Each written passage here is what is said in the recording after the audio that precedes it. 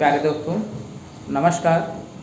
मैं एडवोकेट वीरेंद्र यादव, उत्तर विधानसभा अध्यक्ष, अधिवक्ता सभा लखनऊ से आप लोगों के बीच में अपने मन की कुछ बात रखने आया हूँ। अंदर से जब बहुत ज़्यादा पीड़ा होती है तो कभी कभी आप लोगों के बीच सोशल मीडिया के माध्यम से मैं आने का प्रयास करता हूँ। आज हमारे मन में बहुत पीड़ा है, और पीड़ा किस बात की है? पीड़ा इस बात की है, अपने आप को योगी कहने वाली सरकार, योगी सरकार, जो सभी लोगों के लिए बनी है, ऐसा हम सभी जनता महसूस कर रही थी पहले और समझ रही थी। लेकिन हो क्या रहा है कि जिस तरीके से माता सीता को भगवा वस्त्र धारण करके रावण ने उनका हरण कर लिया, ठीक उसी प्रकार से आज हमारे योगी जी ने भगवा वस्त्र धारण करके हमारी जनता का हरण किया हुआ है, जनता के अरमानों का हरण किया हुआ है, जनता के रोजगार का हरण किया हुआ है, लोगों की शिक्षा व्यवस्था को हरण किया हुआ है।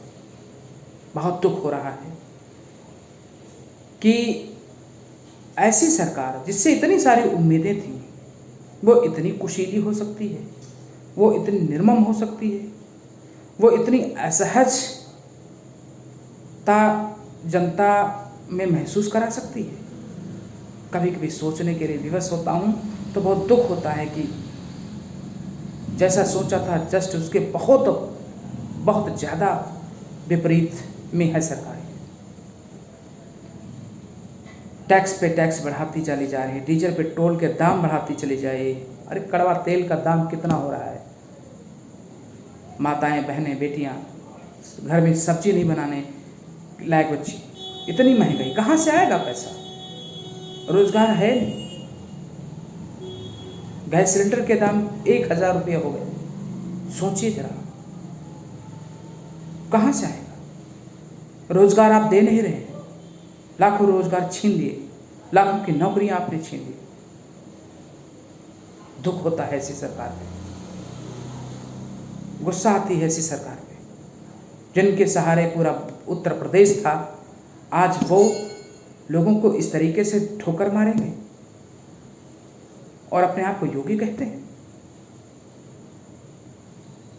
हिंदुत्व की बात करने वाला वो व्यक्ति जो हिंदुस्तान में रह करके हिंदुस्तान के जनता के साथ में इस तरीके से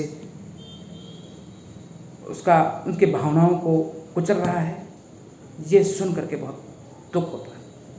आज स्वामी विवेकानंद याद आते हैं।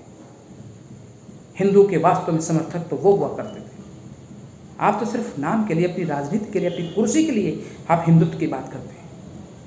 अगर राम की बात आप करते हैं, रामलला की बात आकर आप करते हैं, तो हमारे भगवान श्री राम जी क्या कहते थे? उनकी विचारधारा क्या थी? क्या आप उनके एक विचार पे चल पा रहे हैं? मर्यादाओं में रह करके भगवान श्री राम मर्यादा पुरुषोत्तम राम कहलाए। क्या आपने कोई मर्यादा का पालन किया? जनता के साथ जो आपके संबंध थे, उन संबंधों की मर्यादा को क्या निर्वहन किया आपने? नहीं किया, नहीं कर सके आप। बहन बेटियों की इज्जत लुटी जा रही है, रोजगार मिल नहीं रहे हैं, युवा आत्महत्या कर रहे हैं, किसान आत्महत्या कर रहे हैं, एक एक रोटी के लिए छोटे छोटे बच्चे विवश और बिलख रहे हैं।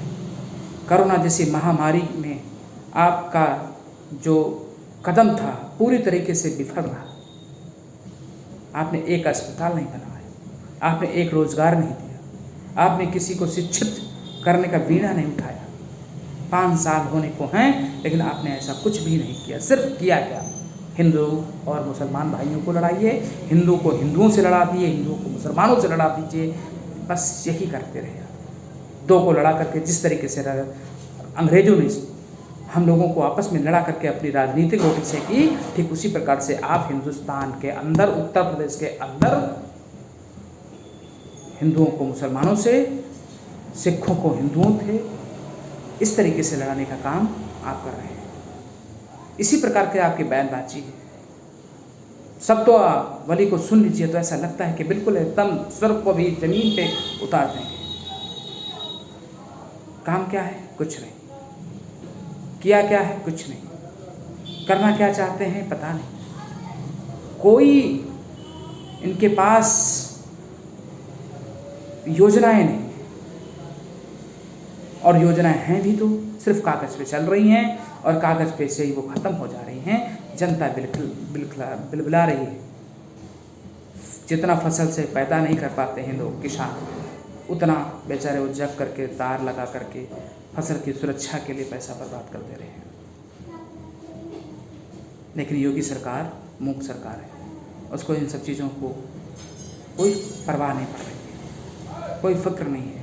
बस उनको टैक्स चाहिए, उनको पैसे चाहिए, और उन पैसों से चुनाव में खर्चा होगा और सामने वाले को इतना कमज़ोर कर दिया जाए ताकि वो हमारे सामने खड़े तक ना हो पाए। ऐसी रणनीति, ऐसी राजनीति चल रही है। डंडे की सरकार चल रही है, लोकतंत्र की सरकार नहीं है। इसलिए मित्रों, आज हमारे मन में गुस्सा भरा हुआ था। हमने सोचा कि आप लोगों के सामने शेयर करें। दुख होता है। मेरा व्यक्तिगत किसी से कोई विरोध नहीं है, ना तो मैं व्यक्तिगत किसी का विरोधी हूँ, लेकिन हाँ, अपनी जनता के दुख दर्द को महसूस जरूर कर रहा हूँ। ग्रामीण क्षेत्र से जुड़ा हुआ, जब भी गांव में जाता हूँ, इन सब हालात को देख करके दर्द उमड़ पड़ता है, गुस्सा आ जाता है। तो आप लोगों के सामने उपस्थित होकर के 2-4 शब्द कह देता हूँ। हमारा वीडियो सुनने वालों को लगता होगा कि समाजवादी पार्टी इनके सर पर चढ़ के बोल रही है। क्यों ना बोले, जब हमारा मुख्यमंत्री इतना बेहतरीन मुख्यमंत्री हो, जितना काम करा दिया, किसी मुख्यमंत्री ने काम नहीं कराया, और ना कराया है, ना करा सकने की क्षमता रखने वाला कोई मुख्यमंत्री आएगा आज तक। कितनी सुविधाएं दे दी, सोचिए कितने हॉस्पिटल खोल दिए, लखनऊ को बिल्कुल एकदम एवरग्रीन बना दिया। जितना सोचा नहीं उससे ज़्यादा लोगों को दे दिया, इतने ओवरब्रिज बना दिए, इतना ट्रैफिक व्यवस्था को संतुलित कर दिया। इन्होंने सब कुछ बर्बाद कर दिया, सब कुछ तहस नहस कर दिया। यहाँ तक कि लोगों की जो भावनाएं थी उनको भी मरोड़ तोड़ करके रख दिया। भारत का उत्तर प्रदेश को उत्तम प्रदेश बनाने आए थे, बना क्या दिया। विचार करने की बात है मित्रों, अवश्य विचार करिए और लोकतंत्र में अपनी ताकत को पहचानिए। ऐसे सत्ताधारी लोगों को जो किसी व्यक्ति विशेष को टारगेट करते हों, और ख़ास करके सामाजिक जो प्रतिष्ठित और सामाजिक लोग हैं, व्यक्ति विशेष लोग हैं जो समाज को उन्नति के रास्ते पर ले जाने वाले लोग हैं, और इनके खिलाफ आवाज़ उठाते हैं, तो उनको कुचलने का काम आज की सरकार कर रही है। इस पर आपको विचार करना पड़ेगा, सोचना पड़ेगा, और कुछ ही वक्त आपके पास बचा है।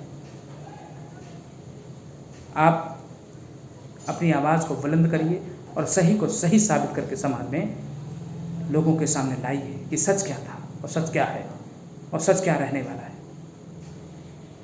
हर समाजवादी भाई से मेरा हाथ जोड़ करके निवेदन है कि आप सभी मित्र माननीय अखिलेश यादव जी के कार्यों से, उनके आइडियोलॉजी से प्रभावित है, लोहिया जी के विचारों से प्रभावित है, और हर वर्ग को जोड़िए, हर वर्ग के साथ कंधे से कंधा मिला करके उसका साथ दीजिए, और 2022 में अवश्य ये तानाशाही का रवैया ख़त्म होगा। भारत का जो उत्तर प्रदेश है, ये वास्तव में एक अलग तरीके का उत्तर प्रदेश बनेगा, जिस तरीके से जो बिगड़े काम हैं उनको बनाए जाएंगे। बस आपके जुनून की ज़रूरत है, आपके होश और हवास की ज़रूरत है, और आपकी विचारधारा को और ज़्यादा बुलंदी के साथ माननीय अध्यक्ष जी की विचारधारा को, भैया जी के विचारों को, नेताजी के विचारों को और अच्छे से हर एक व्यक्ति के जेहन में भरने की ज़रूरत है। और आशा और उम्मीद करते हैं कि सभी लोग हमारी बात पे 100% ध्यान देंगे और आज से ही, अभी से ही जुट जाएंगे समाजवाद को और ज़्यादा मजबूत करने के लिए। धन्यवाद। जय भारत, जय समाज।